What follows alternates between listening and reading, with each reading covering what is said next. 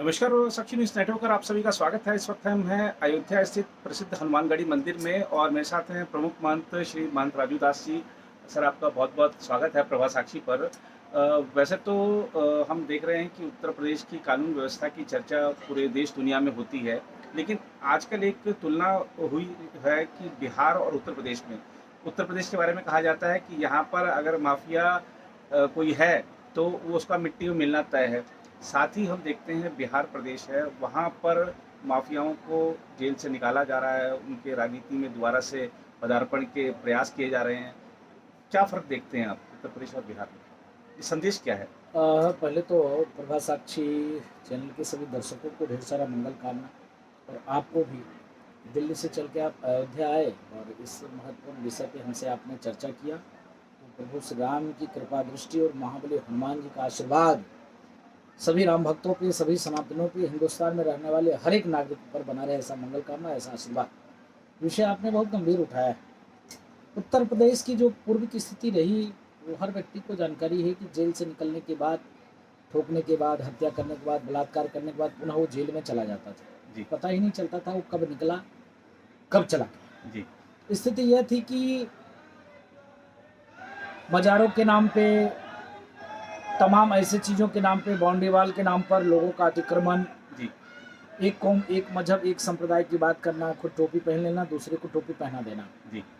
जो स्थिति उत्तर प्रदेश की बन गई थी। लेकिन मैं आभार व्यक्त करता हूँ उत्तर प्रदेश के आम जनमानस को, जिन्होंने एक सशक्तशाली नेतृत्व को चुना और एक माला फेरने वाले को मुख्यमंत्री बनाया, एक संत को मुख्यमंत्री बनाया, जिसके बाद से होता है क्या, पक्ष विपक्ष की राजनीति चले, बहुत अच्छी बात है, चलना भी चाहिए, विपक्ष होना बहुत जरूरी होता है डेमोक्रेसी में। जी। तो क्या है कि विपक्ष मुद्दा विहीन है उत्तर प्रदेश का। तमाम मुद्दे हैं उत्तर प्रदेश में, लूट, हत्या, बलात्कार, बेरोजगारी, जी। तमाम मुद्दे हैं। लेकिन उस मुद्दे से भटक कर विपक्ष क्या कहता है कि मैं क्या हूँ, शूद्र।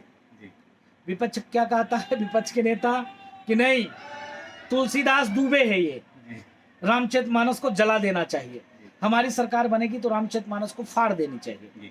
कष्ट इस बात की है, उत्तर प्रदेश की जनता, जो उत्तर प्रदेश की धरती इतनी पवित्र है, जहां पर हमारे ऋषि मुनि महात्मा, यहाँ तक कि पारब्रह्म परमात्मा भगवान श्री राम, भगवान श्री कृष्ण की जन्मभूमि, और उस जन्मभूमि के रहने वाले हर एक बच्चा सनातनी है।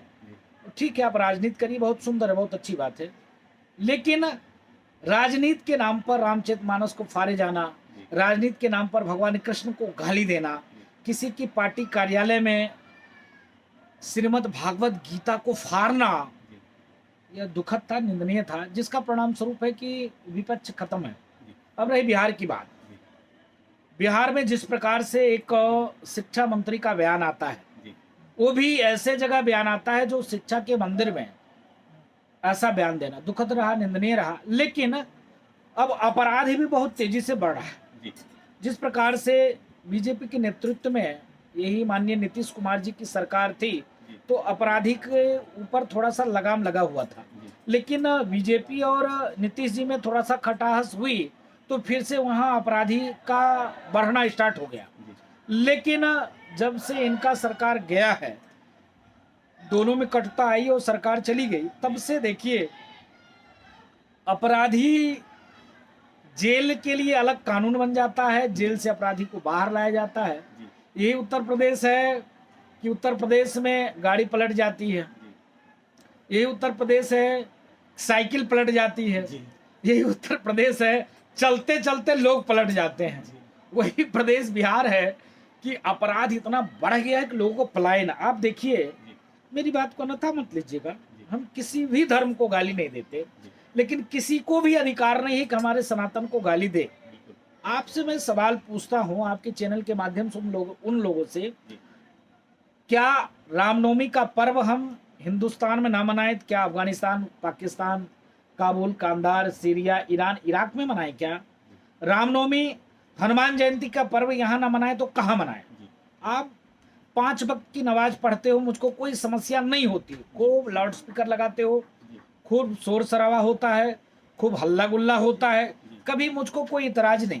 इधर 5-6 वर्षों में मुझको लगता है 10 वर्षों में लगातार ताजिया का जुलूस, जी ताजिया का तमाम ऐसे चीज निकलता है, जी हमने कभी इतराज नहीं किया, कभी जी विरोध नहीं किया। जी और रामनवमी के पर्व पर पत्थरबाजी क्यों, जी रामनवमी पे जुलूस से लोगों को इतराज क्यों, जी हनुमान जयंती के विषय पे लोगों को इतराज क्यों? जी तो इसके नाते बिहार के लोग जिस प्रकार से इस समय अपराध वहां पर बढ़ गया है, जी दुखद है। पलायन देखिए किस प्रकार से वहां पर बढ़ा है। जी लोग घर मकान छोड़ने के लिए तैयार हैं, पलायन करने के लिए तैयार हैं। जी अभी किसी अन्य मजहब के बारे में हो जाए तो लोग रोज दिन टीवी पे चलाना शुरू कर देंगे, अरे हिंदुस्तान सुरक्षित नहीं है, लोग पलायन करना शुरू कर दिया। जी आप देखिए वहां से लोग पलायन कर रहे हैं। जी तो इसके नाते वहां की स्थिति बहुत खराब है। जी। इसमें जैसा आपने अभी मान जी कहा कि एक पंथ के लोग हैं वो एक दूसरे पंथ पर आपत्ति करते हैं, रामनवमी पे, हनुमान जयंती पे। भारत एक धर्मनिरपेक्ष राष्ट्र है, लेकिन पश्चिम बंगाल की मुख्यमंत्री कहती हैं कि मुस्लिम इलाका, तो इलाका कैसे कोई धर्म विशेष का हो सकता है? दूसरा हम देख रहे हैं कर्नाटक में मुस्लिम आरक्षण एक मुद्दा बन रखा है, बीजेपी ने इसको हटाया, लेकिन विपक्ष कह रहा है हम आते के साथ ही सत्ता में पहले आपको वो 4% आरक्षण वापस करेंगे। नहीं, बाबा साहब भीमराव अंबेडकर के द्वारा निर्मित संविधान सबको अधिकार देता है, सबको सुरक्षा, सबको शिक्षा, सबको चिकित्सा, सबको सरकारी सुविधा का अधिकार दिया है। लेकिन कांग्रेस सरकार ने जिस प्रकार से तमिलनाडु में संविधान के अलग हद कर जी उनको आरक्षण का अधिकार दिया, भारतीय जनता पार्टी ने कहा कि उसको हम खत्म कर देंगे। खत्म कर रही है, करना भी चाहिए, स्वागत योग्य है। लेकिन यह कहना कि इलाका ये मुसलमानों का है, ये इलाका हिंदुओं का है, ये अच्छी बात नहीं है। धर्म के आधार पर देश का बंटवारा पहले भी हो चुका है, जी उसका दंश हम लोग झेल चुके हैं। जी दोबारा हम बंटवारा नहीं चाहते हैं। जी ये राजनीतिक दल के लोग धर्म के आधार पर लोगों की जो बांटने की साजिश कर रहे हैं। पश्चिम बंगाल की स्थिति बहुत भयावह है, जी बहुत ही खराब पश्चिम बंगाल की स्थिति है। जय श्री राम बोलने पे, वंदे मातरम बोलने पे, जी मैं देख रहा था एक वीडियो दोहरा दोहरा के पुलिसकर्मी के लोग ही पीट रहे थे। जी रोज आए दिन कहाँ हत्या बलात्कार नहीं होता है, जी होता है हर जगह। लेकिन जिस प्रकार से पश्चिम बंगाल की स्थिति है बहुत भयावह है, आने वाले दिनों में ठीक नहीं होगा, कष्टकारी है। और मुझको लगता है कि यह कह देना कि फलाने का इलाका है, ये फलाने का इलाका नहीं है, ठीक नहीं है। जाति विशेष पर चर्चा इस प्रकार की नहीं होनी चाहिए कि सिर्फ एक कौम, एक मजहब, एक संप्रदाय की बात हो। जी हिंदुस्तान में हर व्यक्ति को रहने का, हर व्यक्ति को संविधान ने अपने अपने तरीके से पूजा पाठ के लिए अधिकार दिया है। जी और इस अधिकार को राजनीतिक दल के लोग सीमित करते, छीनते हैं, अच्छी बात नहीं है। जी पश्चिम बंगाल में ममता बनर्जी के द्वारा जिस प्रकार से आतंक व्याप्त है वो अच्छी बात नहीं है। वहां पर मैं मांग करता हूं माननीय गृह मंत्री जी से, माननीय प्रधानमंत्री जी से कि आप अभी ध्यान तमिलनाडु की तरफ आपका, कर्नाटक की तरफ आपका ध्यान है, जी लेकिन कर्नाटक के साथ साथ आपको ध्यान राजस्थान में जी जिस प्रकार से पाकिस्तान से हिंदू आए, आप रोहिंग्या मुसलमान को सरकारी बंगला अलाट कर दे रहे हो, बांग्लादेशी घुसपैठी को आप सरकारी व्यवस्था आप दे रहे हो, लेकिन पाकिस्तान से जो हिंदू आया है वो कहाँ जाए, किसके पास जाए? वहां देखिए आप वीडियो मैंने देखा जिस प्रकार से बुलडोजर चलाकर और पूरे तोड़ा जा रहा है, उनको कौन बसाएगा? तो मैं माननीय गृह मंत्री जी से आग्रह करूंगा कि पाकिस्तान से आए हिंदुओं को पुनर्वास कराया जाए, उनकी व्यवस्था दी जाए।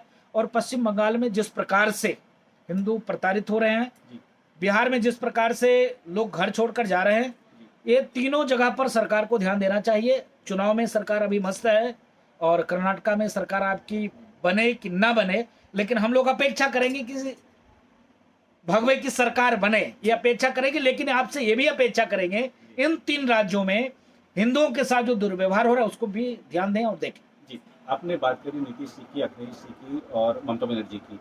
ये आपने उदाहरण भी दी कि कैसे उनके पार्टी के नेता रामचरितमानस का अपमान करते हैं या उनके जो शासित राज्य हैं वहाँ पर हिंदुओं के कार्यक्रमों में दखल होता है।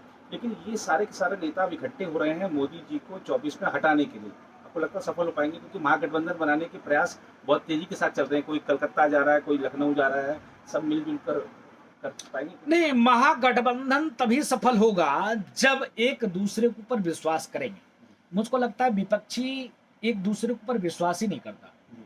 अगर जिस दिन विपक्षी अपना निज स्वार्थ को भूल जाए तब एक मंच पे आए तो आप कुछ कर सकते हो, नहीं तो मुझको लगता है कुछ नहीं। विपक्षी के पास दम ही नहीं है। मैंने कहा ना उत्तर प्रदेश में विपक्षी मुद्दा विहीन है। जी। यहाँ पर तमाम विपक्षी के पास मुद्दा है, जी। लूट है, हत्या है, बलात्कार है, जी। भ्रष्टाचार है, बेरोजगारी है, तमाम विषय हैं। जी। लेकिन उस विषय को भूल कर क्या तो हम शूद्र हैं, क्या है तो रामचरितमानस जब हमारी सरकार बनेगी जी। तो बैन कर देंगे। जी। है उनके पार्टी के नेता कहते हैं रामचरितमानस को फाड़ देंगे, जला देंगे। जी। तो जब आप इस पे काम कर रहे हो तो कौन आपको चाहेगा, कौन आपको मजबूती प्रदान करेगा। जी। उत्तर प्रदेश में 80 सीट है, जी। मुझको लगता है कि 3-4 सीट पिछले बार थी, मुझको लगता है 80 की 80 सीट इस बार बीजेपी ले जाएगी, क्योंकि विपक्षी मुद्दा भी है। आप आ जाइए बिहार, बिहार में नीतीश जी को जैसे तुरंत लगता है कि बीजेपी के साथ चले जाना चाहिए तो 40 सीट लेकर 100 कुछ सीट पे जाकर वो मुख्यमंत्री, खुद 40 सीट वाला मुख्यमंत्री बन जाता है। अभी युवा उप मुख्यमंत्री हैं, आप देखिए कि अभी उनके साथ हैं। कल नीतीश जी को लगेगा भारतीय जनता पार्टी से फायदा है तो भारतीय जनता पार्टी के पास आ जाएंगे, वहां भी विपक्षी फैल है।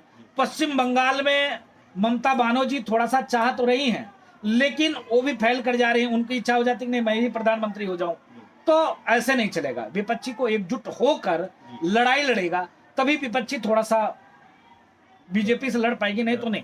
एक चीज और मान जी, अभी हमने देखा था भारत जोड़ो यात्रा चल रही थी, तो राहुल गांधी ललाट पे तिलक लगा के और भगवा कपड़े पहन के सब कुछ कर रहे थे। एक खबर आई अमेठी से, अमेठी कांग्रेस कार्यालय में अमेठी कांग्रेस के एक नेता भगवा कुर्ता पहन के चले गए, तो उनको बीजेपी का एजेंट बताया गया और उनकी पिटाई कर दी गई। भगवे रंग से जब इतनी चिढ़ है, भगवे रंग से यदि डर लगता है, तो फिर राहुल गांधी भगवा क्यों पहनते हैं या जनेऊ क्यों पहनते हैं, ये सवाल एक खड़ा होता है। अभी तत्काल की घटना है, कांग्रेस पार्टी के राष्ट्रीय अध्यक्ष जी चंदन मिटाते दिखे, ज्यादा दिन नहीं हुआ है, 2 दिन पहले प्रेस कॉन्फ्रेंस चल रहा था और वो चंदन मिटाने के लिए बोले थे चंदन मिटा दो। तो जिनको इतना चिंता होती है कि चंदन लगाने से वोट कट जाएगा, लेकिन भारत की जनता बहुत जागरूक हो गई है, भारत की जनता बहुत चालाक हो गई है। जो लोग पहले टोपी पहनकर दूसरे को टोपी पहना देते थे, अब वो टोपी पहनने वाला भी सजग हो गया है। मुस्लिम कौम का भी व्यक्ति इतना सतर्क हो गया है कि अभी जिस प्रकार से एक परिवार के लोगों ने कहा, जो इनकाउंटर हो गया, उस परिवार के लोगों ने कहा कि सपा को भी वोट मत दो, बीजेपी को भी वोट मत दो। भाई सपा वाले तो उनके साथ थे, फिर भी वो कह रहा है सपा को वोट मत देना, क्योंकि वो जागरूक हो गया, जान रहा है किसके साथ जाने से क्या होगा। मुझको लगता है माननीय राहुल गांधी जी जिस प्रकार से अभी जब से देश के यशस्वी प्रधानमंत्री जी मोदी हो गए, मोदी जी को 2-3 साल बाद जिस प्रकार से उन लोगों ने देखा, उसके बाद उन लोगों ने कॉपी करना शुरू कर दिया। ऐसा नहीं कि कांग्रेस में सनातनी नहीं है, कांग्रेस में हिंदुत्व को मानने वाले नहीं है, लेकिन उनको डर लगता था क्या कि अगर कोई हम तिलक लगा लिए, कोई धार्मिक आयोजन में चले गए, जाते तो थे, मंदिर दर्शन करते थे, लेकिन कभी ये ट्वीट नहीं करते थे, कभी फेसबुक पे नहीं डालते थे, कभी इंस्टाग्राम पे नहीं डालते थे, कभी इन्होंने सोशल पे डाला नहीं, कभी डंके की चोट पे मीडिया पे ये नहीं कहा कि नहीं मैं भी इनको मानता हूँ। आप देखिए कि जब से माननीय प्रधानमंत्री जी को देखा, तब से कुर्ते के ऊपर से जनेऊ पहन लेना, ये कह देना कि कश्मीरी ब्राह्मण हम भी हैं, इसके पहले नहीं कहते थे। तो ये जनता के मूड को देखकर ये बात करते हैं, तो जनता भी ये समझती है कौन अपना है कौन पराया है। तो मुझको लगता है कि परिवर्तनशील है भारत, सरकार बनती है, बिगड़ती है, आएगी जाएगी, लेकिन मैं अपील करूंगा इन राजनीतिक दल के लोगों से, यह देश सनातन प्रधान देश है। आपने एक चीज कहा कि ये देश सेकुलर है, सेकुलर कब जोड़ा गया? 70 में। इसके पहले सेकुलर बाबा साहब भीमराव अंबेडकर की जो पूरी टीम थी, उस समय में सेकुलर क्यों नहीं कर दिया? संविधान में ही सेकुलर शब्द क्यों नहीं लिख दिया? आपने 1970 में क्यों सेकुलर जोड़ा? जब सारा विपक्ष जेल में था। हाँ, आप जब सारा विपक्षी जेल में था तो आपने सेकुलर तब जोड़ा ना। उस समय में, आजादी के समय में सेकुलर जोड़े होते। आजादी के समय में तो धर्म के आधार पर आपने देश को बांट दिया निस्वार्थ में, हम भी प्रधानमंत्री हो जाए, मेरा चच्चा जान भी प्रधानमंत्री हो जाए, तो इस आधार पे आपने बांट दिया था। तो मुझको लगता है भारत सनातन प्रधान देश है, साधु संत ऋषि मुनि महात्माओं का देश है, और मुझको लगता है सेकुलर तभी तक हम हैं, फिर मैं कहूंगा लोगों को तकलीफ होगा, सेकुलर हम तभी तक हैं जब तक हम बहुसंख्यक हैं। जिस दिन हम डंके की चोट पे कहते हैं, जिस दिन हम अल्पसंख्यक हो जाएंगे, उस दिन यह देश सेकुलर नहीं रहेगा। 1, 2, 3 आप लिख लो। प्रत्यक्ष उदाहरण जम्मू और कश्मीर।